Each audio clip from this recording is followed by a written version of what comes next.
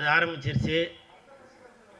என் சித்தி பையன் அவன்கிட்ட கேட்டேன், அவன் பேர் ராம். அவன்கிட்ட கேட்டேன், ராமு யாருக்குப்பா ஓட்டு போடலாம் அப்படின்னா அவன் ஒரு பேர் சொன்னான். அதுக்கப்புறம் என் பக்கத்து வீட்டு பையன் அந்த தம்பிகிட்ட கேட்டான், அப்துல்லா யாருக்குப்பா ஓட்டு போடலாம் அப்படின்னு கேட்டேன். அவன் சொன்னான், அவன் ஒரு பேரை சொன்னான். அப்புறம் தயாரிப்பாளர் கிளெமன் அவருடைய மகன் ஆண்டனி கிட்ட கேட்டேன், ஆண்டனி தம்பி யாருக்கிட்டா ஓட்டு போடலாம் அப்படின்னு. அவங்க 3 பேரும் சொன்னது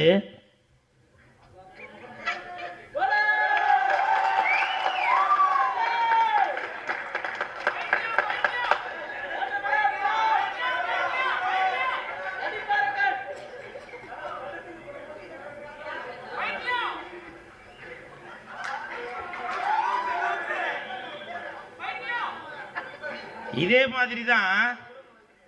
நானும் கூட அவனை வந்து ஒரு நேரத்தில் பைத்தியம்னு சொல்லி கமெண்ட் பண்ணேன். இன்னைக்கு அவன் எங்கேயோ போயிட்டான்பா, இன்னைக்கு அவன் லட்சத்தில் சம்பளம் வாங்குற அளவுக்கு போயிட்டான். அப்போ இந்த 3 பேர்ட்டையும் நான் கேட்டேன், யார்கிட்ட? ராமுட்டையும் கேட்டேன், அப்துல்லாட்டையும் கேட்டேன், ஆண்டனிங்கிட்டையும் கேட்டேன். என்னடா தம்பி, இந்த தம்பியை வந்து எல்லாரும் திட்டுறாங்களே, எதுக்குப்பா அவங்களுக்கு ஓட்டு போட சொல்கிறீங்க அப்படின்னு. ஆனால் இதே மாதிரி தான் ஹவுசிங் போர்டு கீழே நின்று நாங்களும் இந்த மாதிரி வேலையெல்லாம் பார்த்துட்டு இருக்கும்போது எல்லாரும் வந்து எங்களை நீ எங்கே உருப்பிட போகிற பைத்தியம் அப்படிலாம் சொல்லி திட்டிகிட்டு இருந்தாங்க. அப்போ முடிவு பண்ணான், இவனை என் தலைவனாக ஏற்றுக்கிட்டு அடித்து தூள் கிளப்பி போயிட்டே இருந்தாங்க. பிக்